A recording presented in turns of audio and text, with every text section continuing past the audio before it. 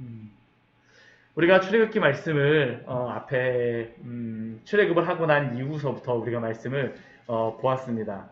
오늘 우리가 읽은 이 출애굽기 24장의 말씀은 하나님과 이스라엘 백성 사이에 언약을 세우시는 말씀입니다. 언약을 체결하시는 겁니다. 이스라엘 백성들을 하나님께서 구원하신 그러한 이유는 하나님의 그러한 백성으로서 모든 세상 가운데 이 하나님의 소유로 삼고 제사장 나라가 되게 하며 거룩한 백성을 삼기 위한 것이 바로 이스라엘 백성을 택하신 이유입니다. 하나님은 그렇게 하기 위해서 이스라엘 백성을 택하시고 부르셨어요. 그리고 이 시내산 밑은 흡사 뭐와 같다라고 제가 생각하냐면 사관학교 비슷하다라고 생각을 합니다. 육군사관학교, 공군사관학교, 해군사관학교 같이. 그런데 가면 무엇을 합니까? 훈련을 받습니다. 군인답게 되어지는 것이죠. 하나님의 백성답게 훈련받는 그 장소가 어디냐? 바로 이 시내산 밑입니다. 그리고 그들을 하나님의 백성답게 만드시기 위해서 첫 번째 그들에게 가르쳐 주신 것이 무엇이었었냐면 십계명과 율법서입니다. 왜 그들에게 이 십계명과 율법서, 율법에 대한 말씀이 필요하겠습니까?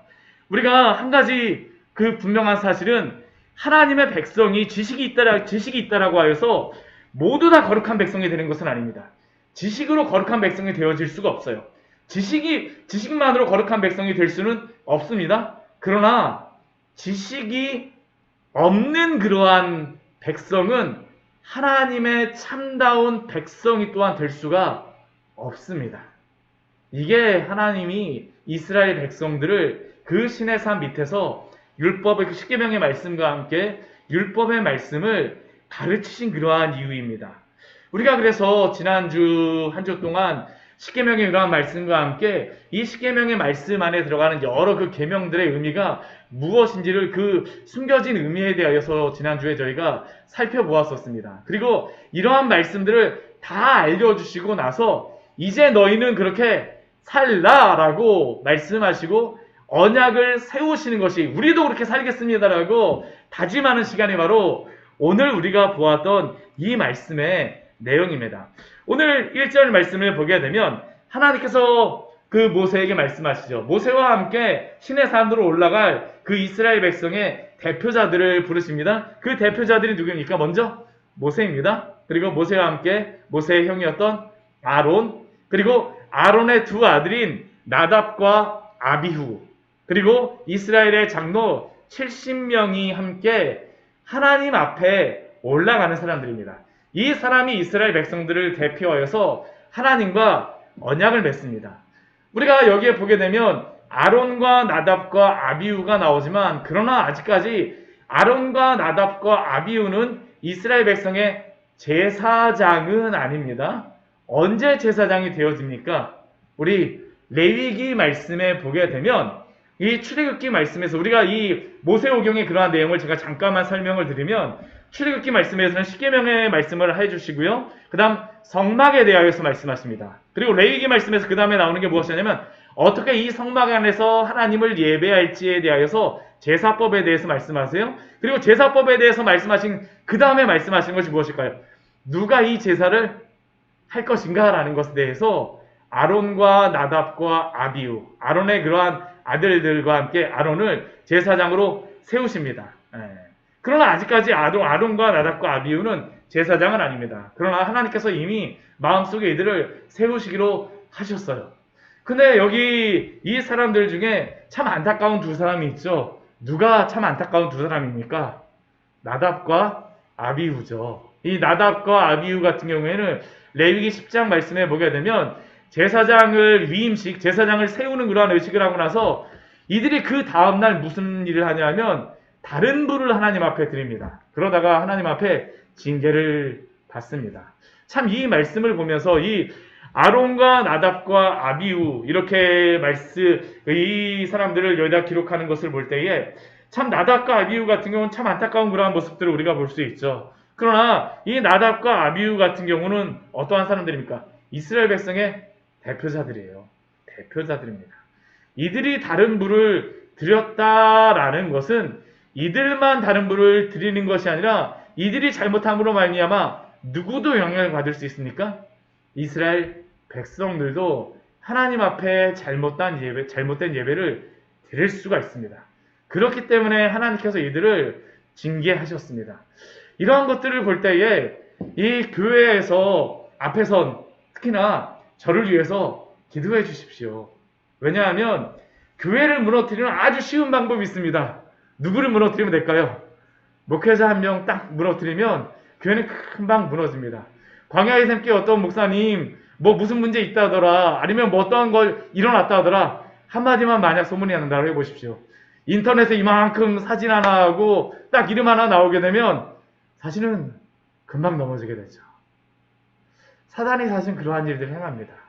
이 아론과 나답과 아비우와 이스라엘 장로 70명, 사실은 이 사람들이 중요한 사람들이죠. 그러나 이 사람들에게 또한 여러 가지 시험들이 있다라는 것을 또한 우리가 기억해야 합니다. 그래서 우리 앞에 선 우리 교회의 여러 지도자들, 저를 포함하여서 우리 장로님, 또 우리 여러 지체들을 위해서 기도하여 주십시오. 기도하여 주세요. 왜냐하면 하나님께서 지켜주시지 않게 되면 요즘 얼마나 이게 넘어질 수가 쉽습니까? 참 인간인지라 누구 한 명 진짜 장담할 수가 없어요. 하나님이 붙들어 주시는 것입니다. 하나님이 붙들어 주셔야 됩니다. 그리고 이 사람들을 대표로 해서 하나님께서 이제 언약을 세우도록 그 대표를 이렇게 뽑으십니다. 그리고 이들이 이렇게 딱 나왔을 때에 하나님께서 모세에게 모세를 통해서 말씀하시는 것이 있습니다. 우리 3절 말씀을 보게 되면 이스라엘 백성들과 함께 이 대표자들 앞에서 여호와의 그러한 모든 말씀과 그의 모든 율례를 백성에게 전합니다. 여기에 나와 있는 이 모든 말씀과 모든 율례는 무엇일까요? 십계명과 바로 앞에 그 율법에 대한 그러한 말씀입니다. 이들에게 이것을 다 전합니다.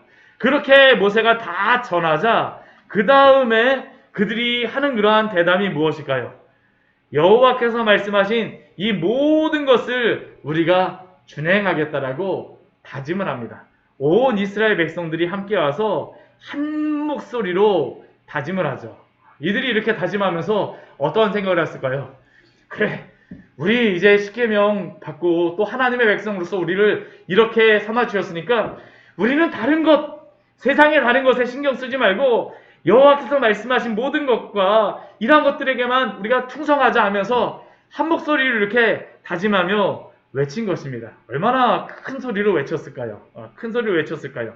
그러자 모세는 이제 4절 말씀을 보게 되면 여호와의 그런 모든 말씀을 기록합니다. 다 기록을 해요. 한자 한자 하나님이 말씀하셨던 것을 다 기록합니다. 근데 오늘 이 4절 말씀이 참 중요합니다. 이게 왜 중요하냐 하면 오늘날 이 시대 가운데에 성경의 말씀이 어떠한 주장들이 나왔었냐 하면요. 자유주의 신학이라고 하면서 모세가 이 모세오경을 쓰지 않았다라고 하는 그러한 주장들이 나왔었습니다. 참 이상하죠? 참 이상하죠? 근데 그게 근 100년 동안 사실은 그러한 것들이 오늘날 이 시대에도 굉장히 영향을 미치고 있습니다. 제가 이 말씀을 드리게 되면 뭐 그런 것들 신학자들 사이에서 그렇게 이야기하는 것이니까 뭐 우리한테 왜 필요한 것인가 라고 생각하실지 모르겠지만 그러나 이게 참 중요한 것이 무엇이냐 하면 지금 이렇게 전혀 그러한 걸 말도 안 되는 것임에도 불구하고 이러한 말이 나온 이유는 무엇일까요? 여호와의 모든 말씀 이것을 모세가 기록하였다라는 것을 그들이 믿지 않기 때문이죠. 믿지 않기 때문이에요. 그래서 어떤 분은 모세가 이 모세오경을 썼다라는 것을 가지고 박사학위를 쓰신 분이 있어요. 그분은 다른 걸 연구한 게 아니고요. 그것만 가지고 평생 연구를 하신 겁니다. 평생. 이것이 바로 마귀가 교회에서 행하는 일입니다. 하나님의 말씀을 믿음으로 받아들이고 수납하지 못하게 하기 위하여서 이러한 방법을 사용합니다. 저는 오늘날에도 이러한 일들이 우리 안에서도 발생할 수 있다라고 생각합니다. 나는 이러한 신학적인 것에는 관심이 없어요라고 나하고는 별로 관계가 없어요라고 이야기하지만 그러나 이 문제는 신학의 문제가 아닙니다. 내가 하나님의 말씀을 역사적인 사실로 믿고 이것을 신뢰하며 그 앞에 굴복하지 않는다면 우리는 어떻게 할까요? 이러한 말씀 앞에서 우리가 재단하고 우리가 그 말씀을 평가하게 되어지죠. 우리가 하나님의 말씀을 받아들일 때에 하나님의 말씀을 믿음으로 받아들이지 않는다면 오히려 우리의 의심의 마음을 가지고 우리가 이 말씀을 나의 뜻에 따라서 이성과 생각으로 판단함으로 우리에게 아무런 유익이 되지 않을 수가 있다는 것을 기억하십시오. 그렇게 우리가 하나님의 말씀을 받을 때에 가져야 될 마음은 무엇일까요? 경외하는 마음입니다. 경외하는 마음. 오늘 이스라엘 백성들이 모세가 이 말을 전하였을 때 그들이 무엇이라고 한 소리로 응답합니까? 여호와께서 말씀하신 모든 것을 우리가 준행하리이다. 우리 큰 소리로 같이 한번 외쳐볼까요? 여호와께서 말씀하신 모든 것을 우리가 준행하리이다. 하나님의 말씀 밑에 가십시오.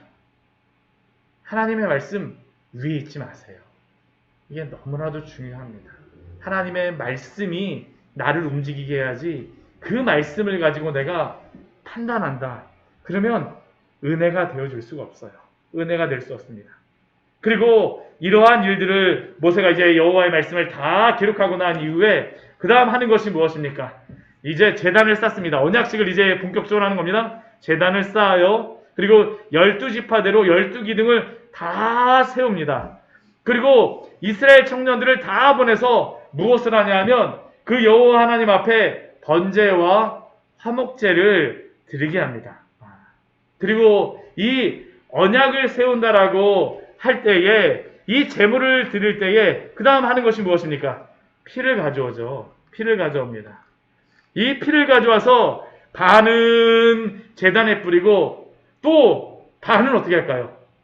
이스라엘 백성들에게 가져다가 다 이것을 뿌리는 그러한 예식을 하게 되어집니다.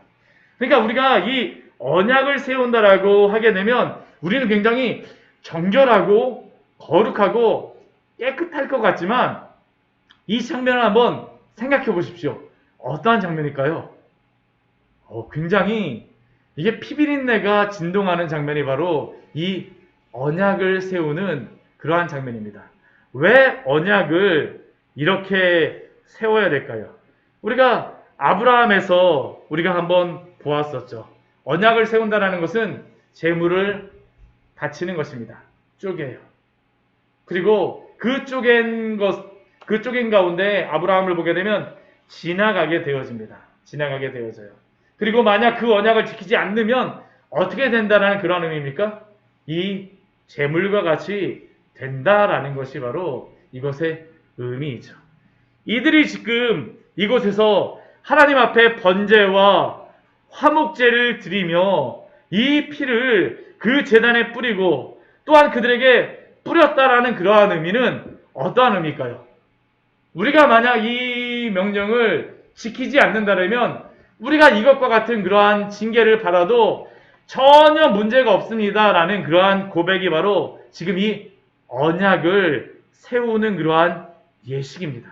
그리고 그러한 가운데에 7절 말씀을 보게 되면 언약서, 다시 그 모세가 기록한 겁니다. 앞에 여호와의 모든 말씀과 모든 율례를 기록하고 나서 그것을 언약서라고 이야기를 하죠. 그 언약서를 다시 한번 모세가 낭독하여 듣게 하였을 때 그들이 무엇이라고 또 고백합니까? 여호와의 모든 말씀을 우리가 준행하리이다. 이 모든 말씀을 우리가 지키겠다라는 것이 바로 언약을 세우는 그러한 예식입니다. 언약을 세우는 예식이에요.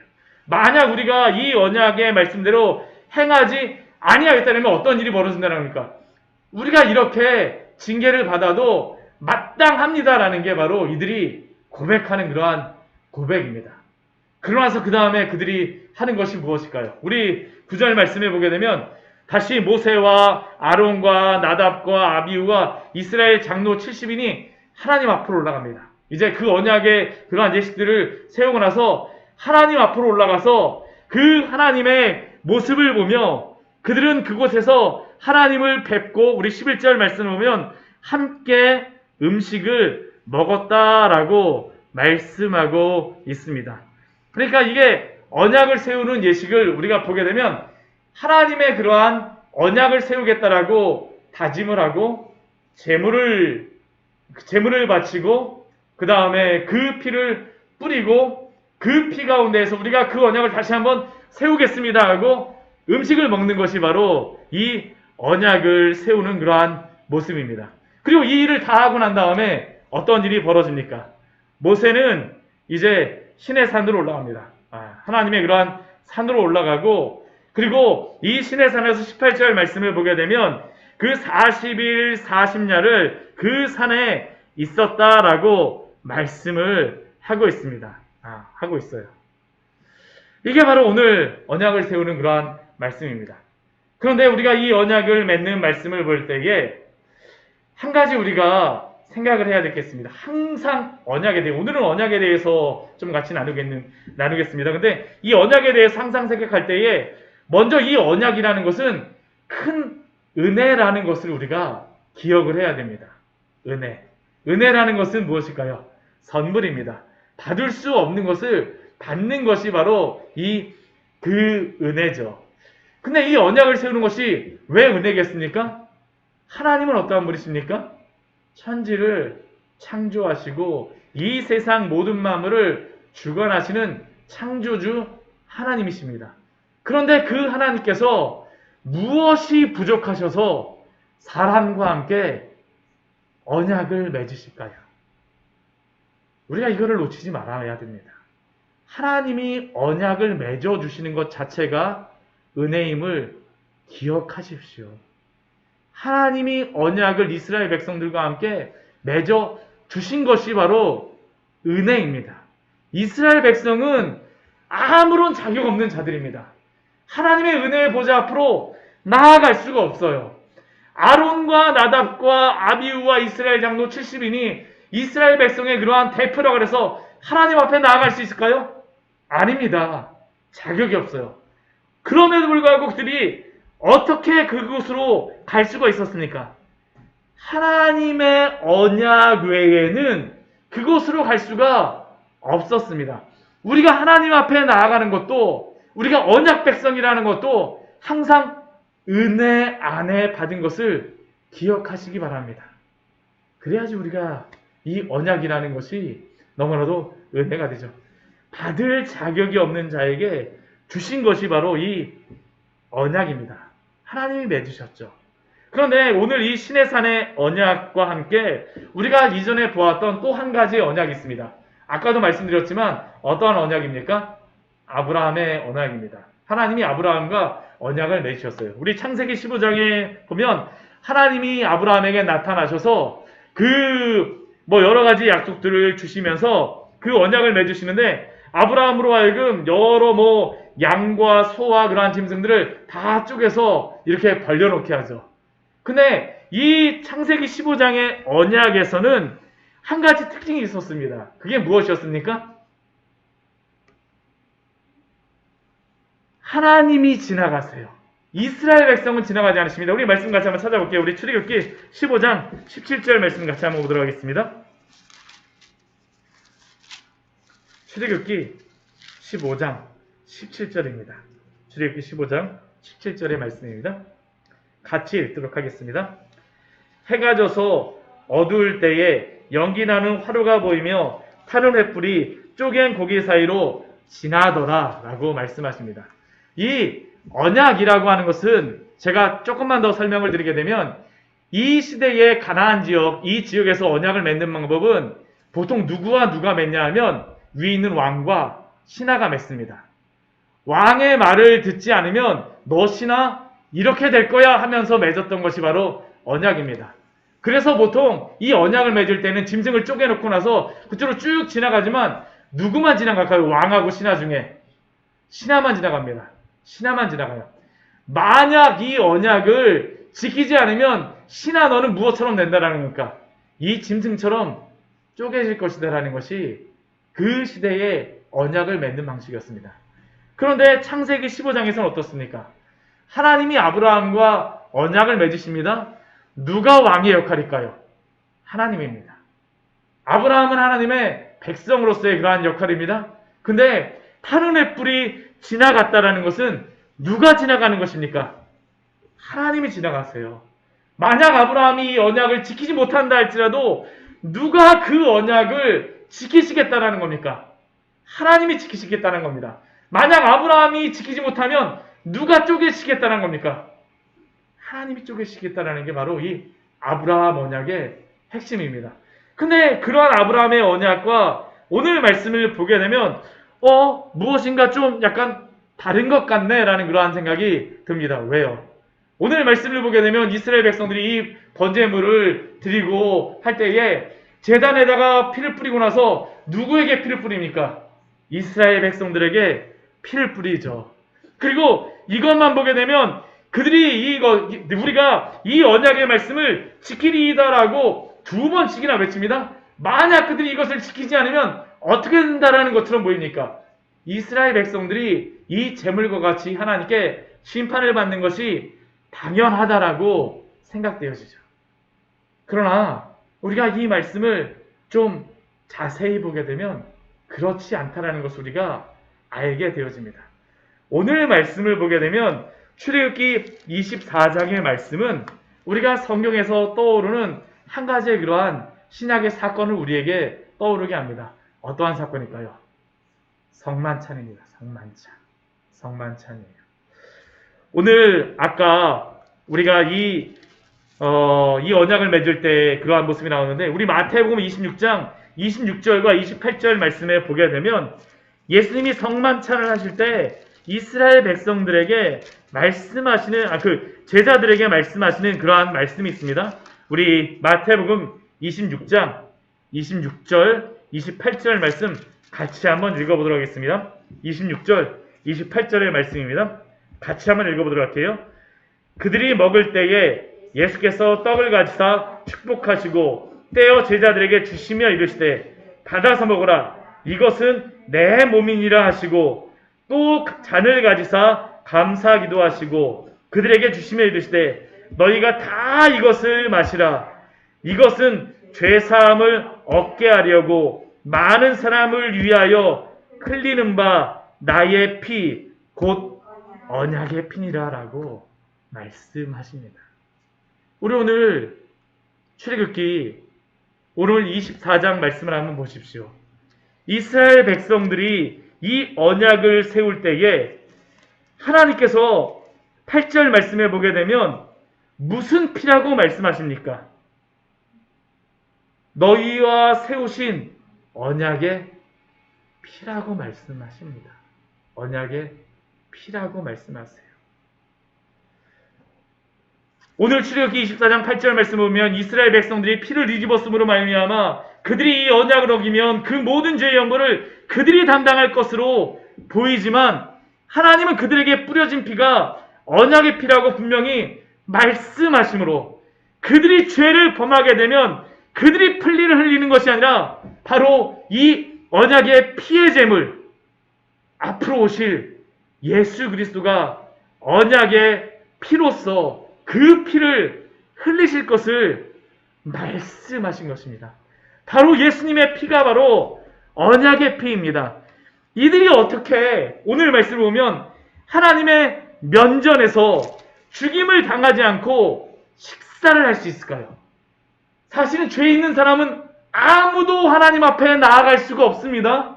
이것은 성경이 말하는 그러한 진리입니다. 죄 있는 자는 누구도 하나님 앞에 설 수가 없어요. 이들이 이스라엘 백성의 대표이기 때문에 그 앞에 갈 수 있었을까요? 아니요. 어떻게 그들이 갈 수 있었을까요?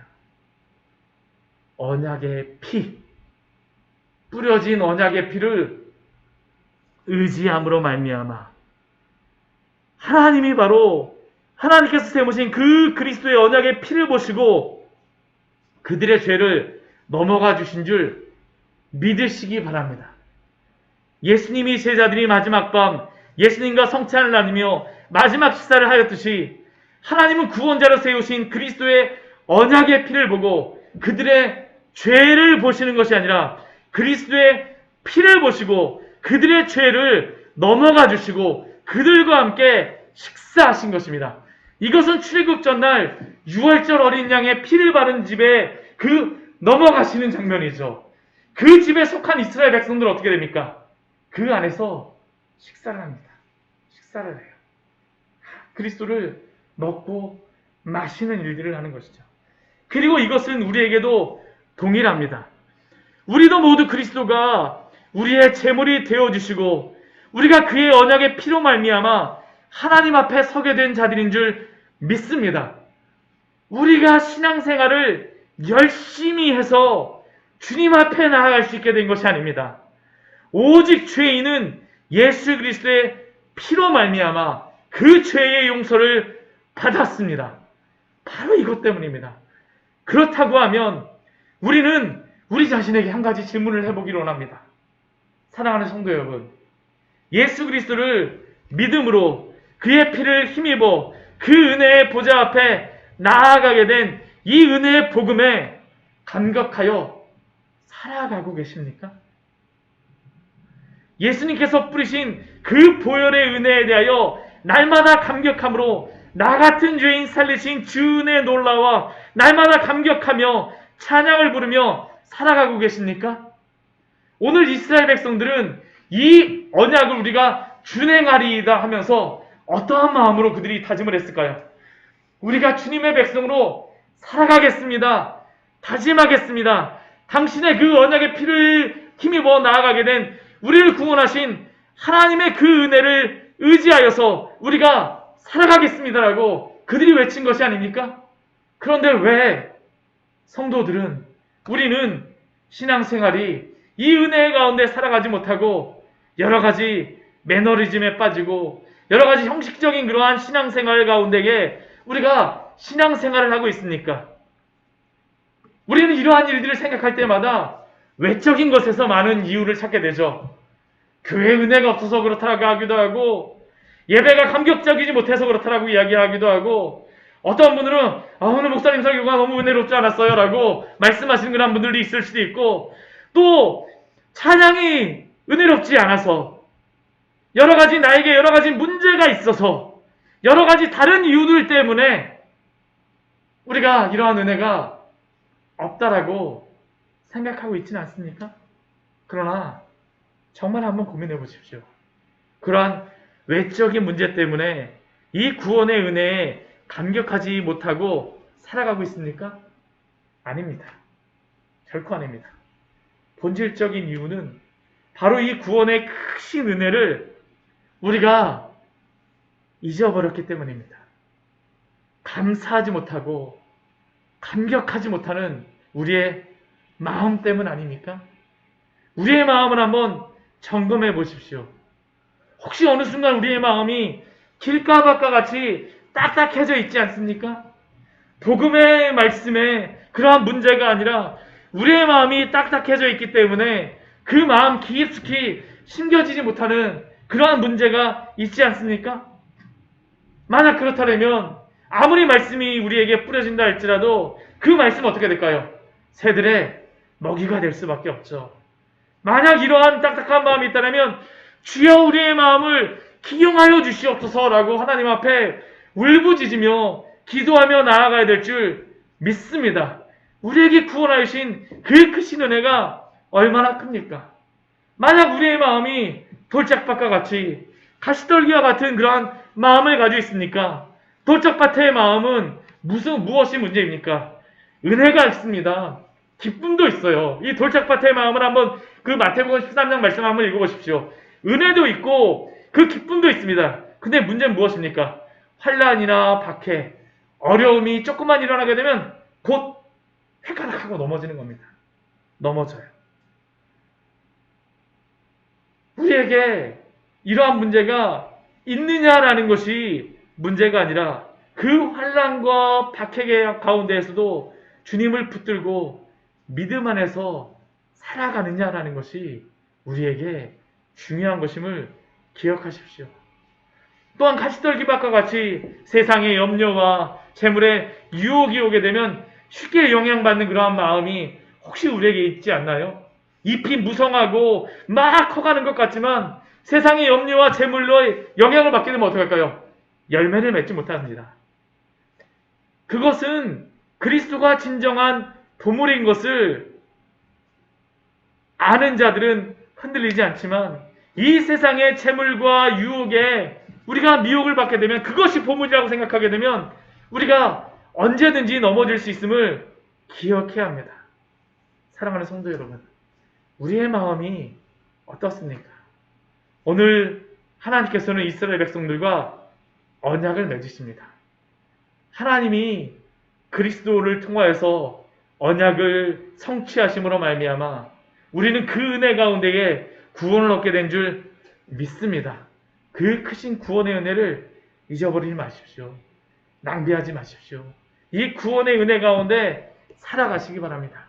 오늘 이스라엘 백성들이 외쳤던 것과 같이 주여 우리가 여호와의 모든 말씀을 우리가 준행하리이다. 주님 앞에 다짐하며 믿음으로 살아가시기를 축원합니다. 같이 기도하도록 하겠습니다.